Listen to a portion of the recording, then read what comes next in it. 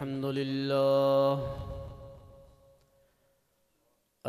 لله وكفى وسلام على عباده الذين اصطفى خصوصا على سيد الرسل وخاتم الأنبياء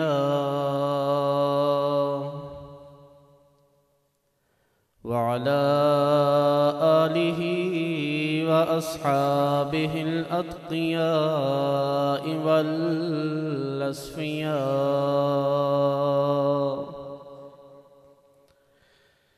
أما بعد فأعوذ بالله من الشيطان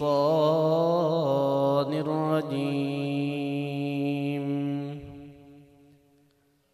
بسم الله الرحمن الرحيم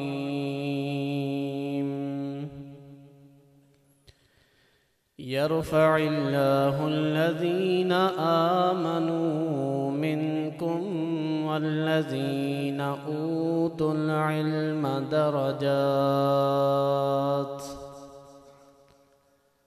وقال النبي صلى الله عليه وسلم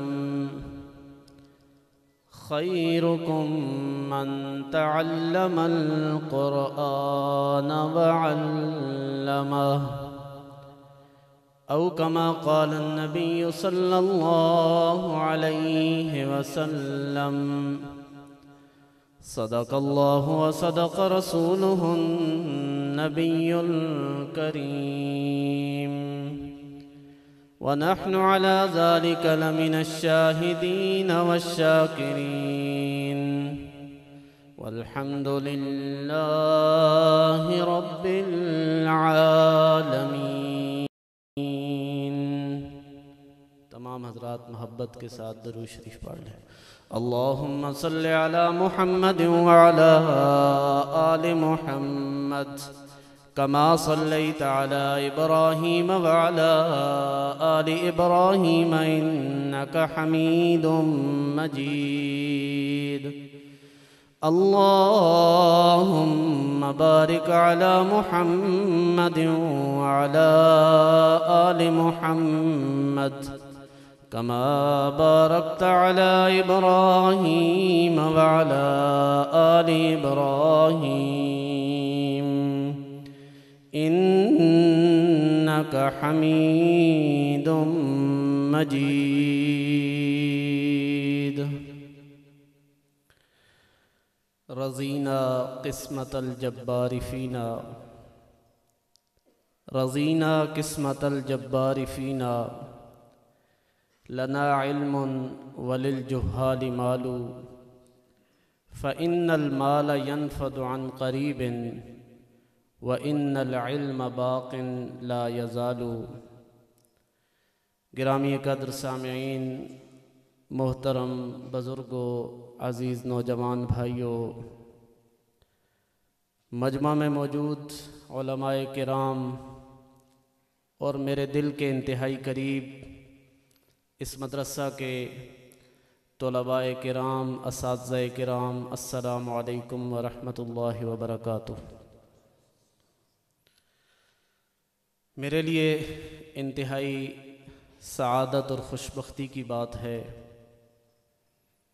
کہ آج جس ادارہ میں اپنے تعلیمی سفر کے دوران ایک عرصہ گزارا تھا، آج اسی ادارہ سے حاصل کیا ہوا سبق آپ حضرات کو سنانے کے لیے آپ کے سامنے موجود ہوں. پیش کی مبارکباد پیش کرتا ہوں ان طلباء کو اور ان کے عزیز و اقارب کو کہ جو طلباء آج کسی نہ کسی درجے میں، کسی نہ کسی شعبے میں، کسی درجے کی ترقی اور اعزاز کے مستحق بنیں گے. مبارکباد پیش کرتا ہوں. اللہ رب العزت تمام طلباء کو مزید کامیابیاں سمیٹنے کی توفیق عطا فرمائے، اور مبارکباد کے مستحق ہیں والدین بھی کہ جو اپنی اولادوں کو دین سیکھنے کے لیے مدارس کی طرف بھیجتے ہیں، قال اللہ قال الرسول کو سیکھنے کے لیے۔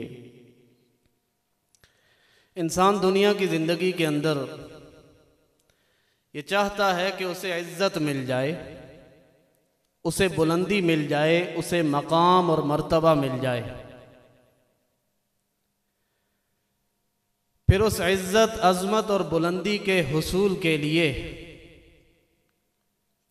انسان مختلف طرح کے ذرائع اور اسباب استعمال کرتا ہے۔ اب وہ ذرائع جس نوعیت اور جس درجے کے ہوں گے، انسان اسی درجے کی کامیابی اور عزت حاصل کر سکے گا۔ اگر بلندی تک پہنچنے کے ذرائع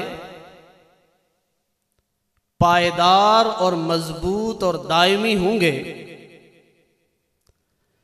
تو ان ذرائع سے حاصل شدہ کامیابی بھی مضبوط اور پائیدار ہوگی، اور اگر اس کامیابی اور عزت کے حصول کے ذرائع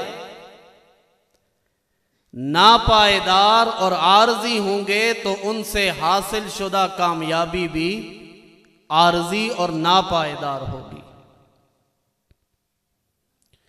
ایک تو کامیابی دنیا کے لحاظ سے ہم دیکھتے ہیں کہ کسی آدمی کو دولت مل گئی، ہم کہتے ہیں یہ کامیاب ہو گیا۔ کسی کو دنیا کے لحاظ سے کوئی عہدہ مل گیا، ہم کہتے ہیں اسے بڑی عزتیں مل گئیں۔ کوئی کسی منصب پہ پہنچ گیا، کسی عہدے پہ پہنچ گیا، کسی دنیا کے لحاظ سے کسی مقام پر پہنچ گیا، تو ہم یہ کہتے ہیں کہ اسے کامیابی مل گئی۔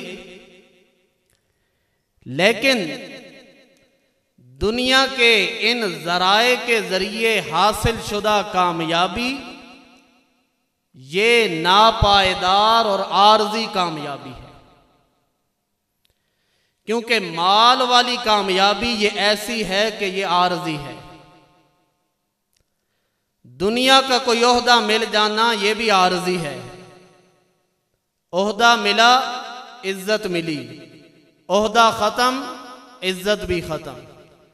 دنیا کے لحاظ سے کسی منصب پہ پہنچا تو جب وہ منصب ختم ہوا، وہ عہدہ ختم ہوا، تو اس کی کامیابی کا جو مرتبہ تھا وہ بھی ختم۔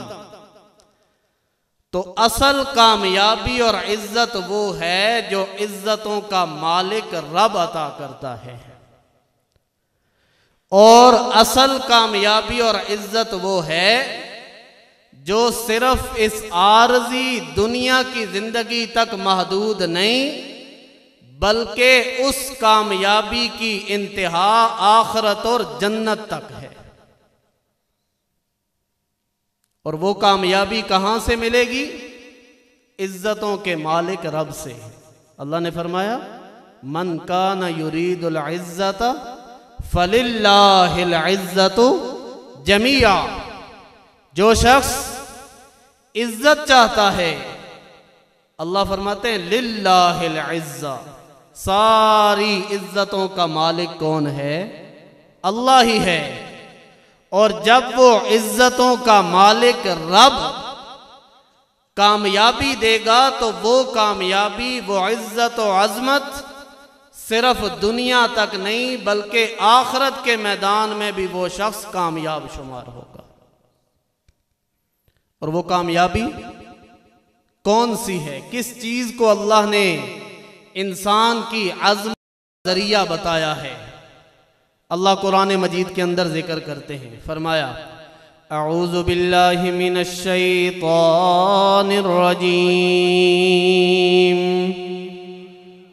بسم اللہ الرحمن الرحیم، یرفع اللہ الذین آمنوا منکم والذین اوتوا العلم درجات۔ دو چیزوں کو اللہ نے ذکر کیا۔ سورۃ المجادلہ 28واں پارہ آیت نمبر 11 کے اندر اللہ رب العزت ذکر کر رہے ہیں، اے عزتوں کے طالب، تو مال کے اندر عزت کو تلاش کرتا ہے، اے رفعت اور بلندیوں کے طالب، تو دنیا کے منصب میں اپنے لیے بلندیاں تلاش کرتا ہے، اے کامیابیوں کے طالب، تو دنیا کے جاہ و جلال کے اندر اپنے لیے کامیابیاں تلاش کرتا ہے۔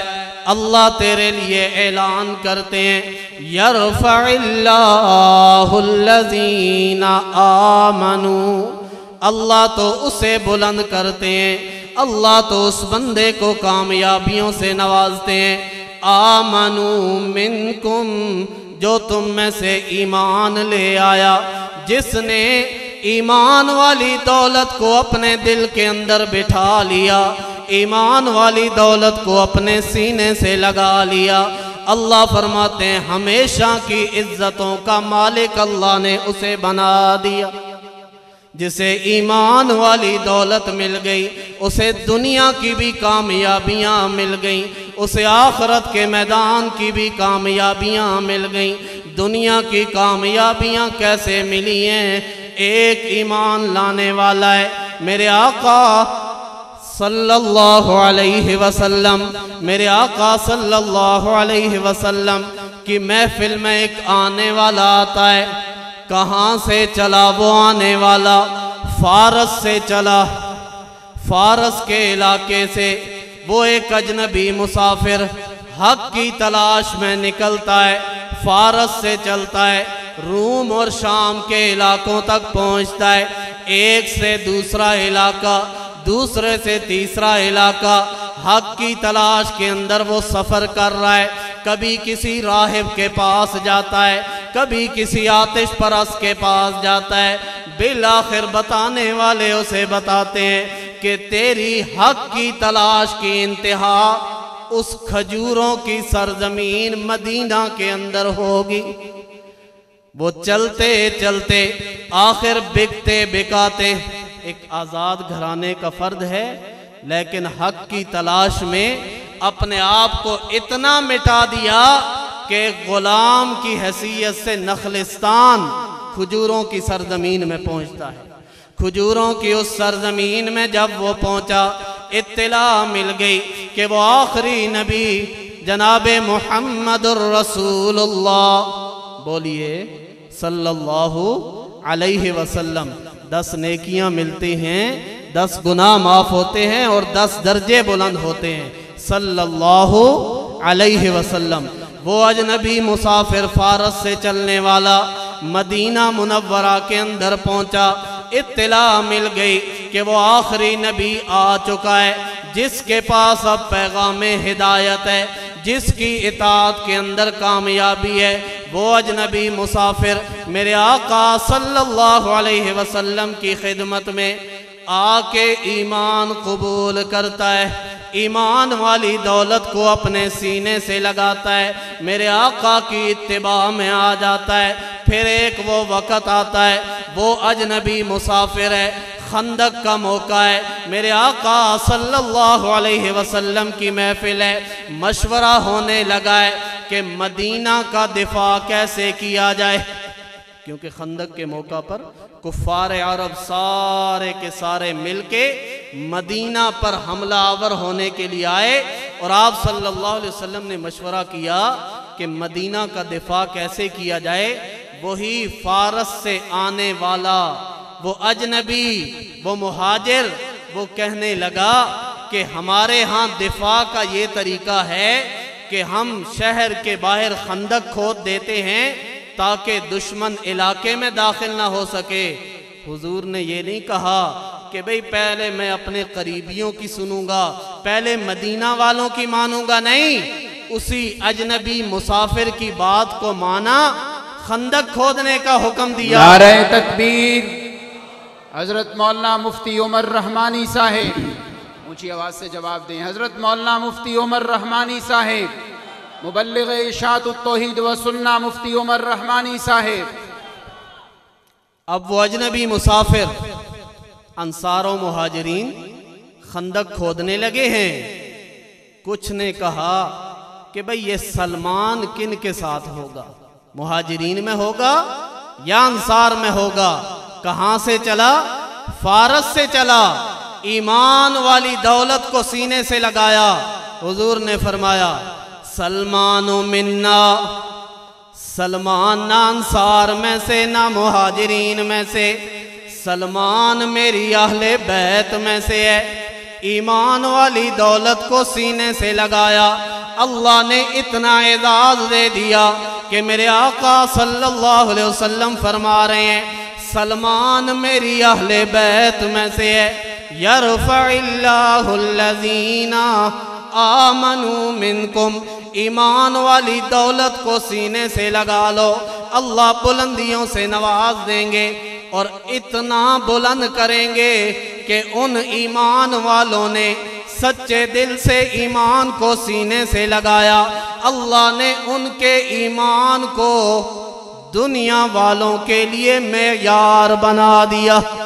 ان آمنوا بمثل ما آمنتم به فقد اہتدوا. انہوں نے سچے دل سے ایمان کو سینے سے لگایا.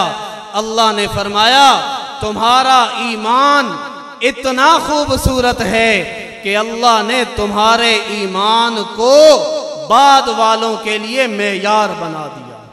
دوسری چیز اللہ نے فرمایا یرفع اللہ الذین آمنوا منکم والذین اوتوا العلم درجات. اللہ ایمان والوں کے درجات کو بلند کرتے ہیں اور جن کو اللہ نے علم دیا اللہ ان کے درجات کو بلند کرتے ہیں. مفسرین فرماتے ہیں اللہ ایمان والوں کے درجات باقی لوگوں سے بلند کرتے ہیں، پھر ایمان والوں میں ان لوگوں کے درجات بلند کرتے ہیں جو علم والے ہوتے ہیں، جو علم والے ہوتے ہیں. اسی کو اللہ نے قرآن میں فرمایا هل يستوي الذين يعلمون والذين لا يعلمون. علم والے اور بغیر علم والے برابر نہیں ہو سکتے. علم سے مراد کون سا علم ہے؟ وہ علم جو رب کی پہچان کراتا ہے، وہ علم جو رب کے نبی کی پہچان کراتا ہے، وہ علم جو شریعت کی پہچان کراتا ہے. قرآن کا علم اصل علم ہے، شریعت کا علم اصل علم ہے. حقیقی علم وہ ہے جو رب کی پہچان کراتا ہے اور اس علم کی بنیاد قرآن ہے. اس علم کی بنیاد قرآن ہے. ایسا علم سیکھنے والا بھی بہترین، ایسا علم سکھانے والا بھی بہترین. میرے آقا صلی اللہ علیہ وسلم نے فرمایا خیرکم من تعلم القرآن وعلم. تم میں سے بہترین وہ ہے جو قرآن کو سیکھتا ہے، جو قرآن کو سکھاتا ہے. قرآن سیکھنے والا بھی بہترین، قرآن سکھانے والا بھی بہترین. اور میرے آقا صلی اللہ علیہ وسلم نے فرمایا کن عالما، کن عالما او متعلما او مستمعا او محبا ولا تکن خامسا.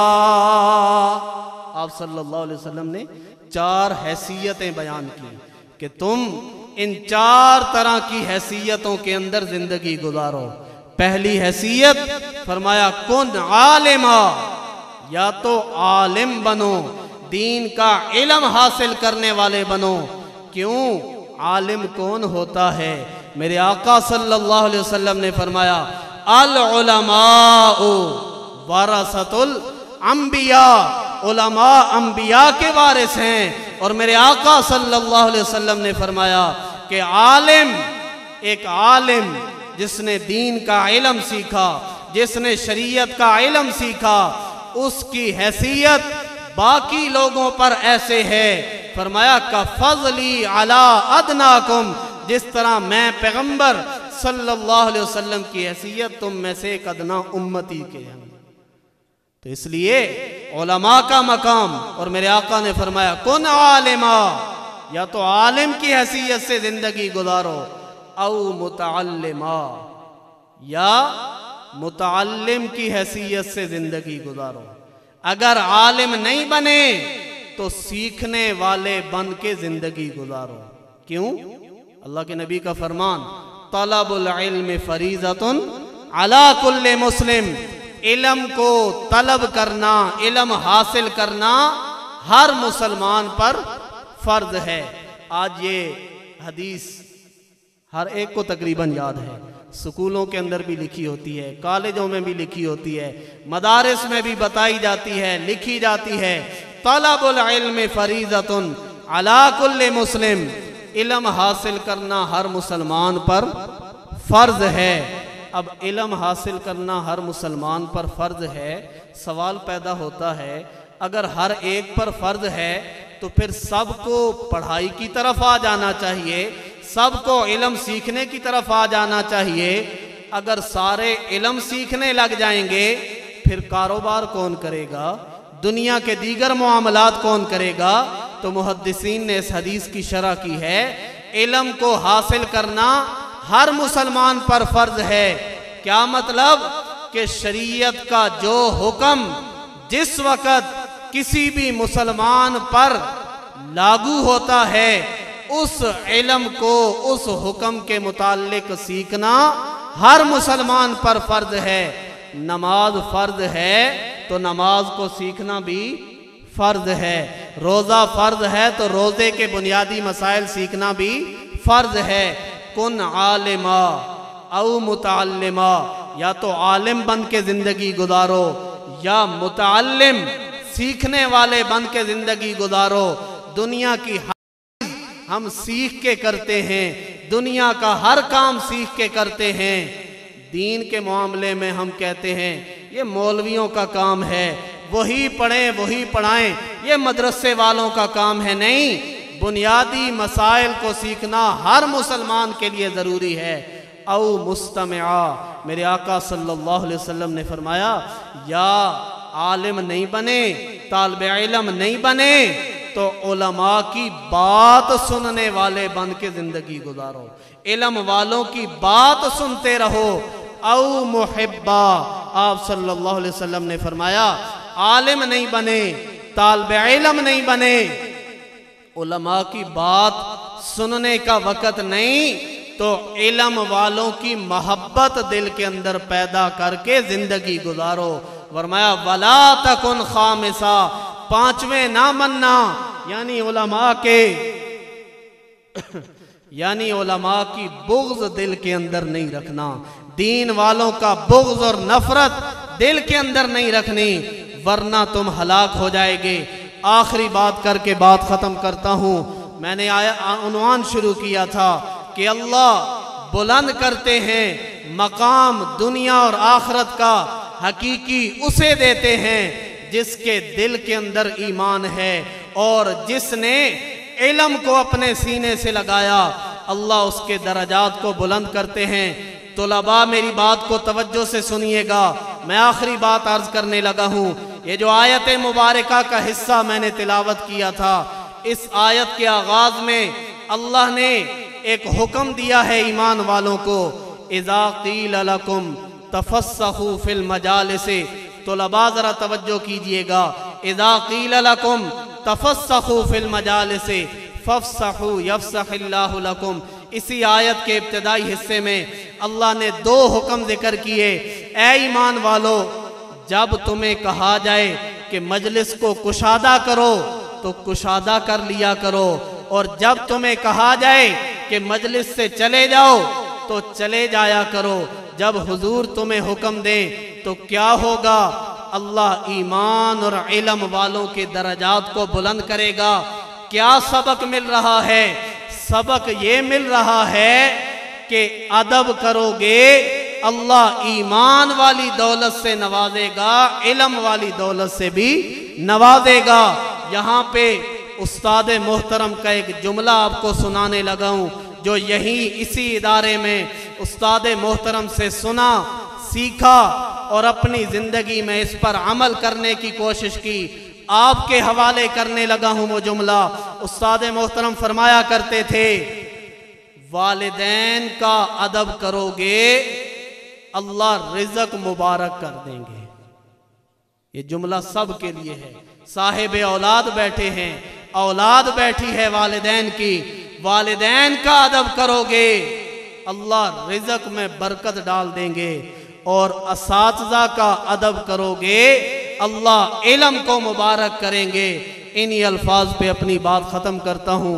جو کچھ کہا سنا اللہ قبول فرمائے، کمی بیشی اللہ معاف فرمائے۔ وآخر دعوانا ان الحمدللہ رب العالمین۔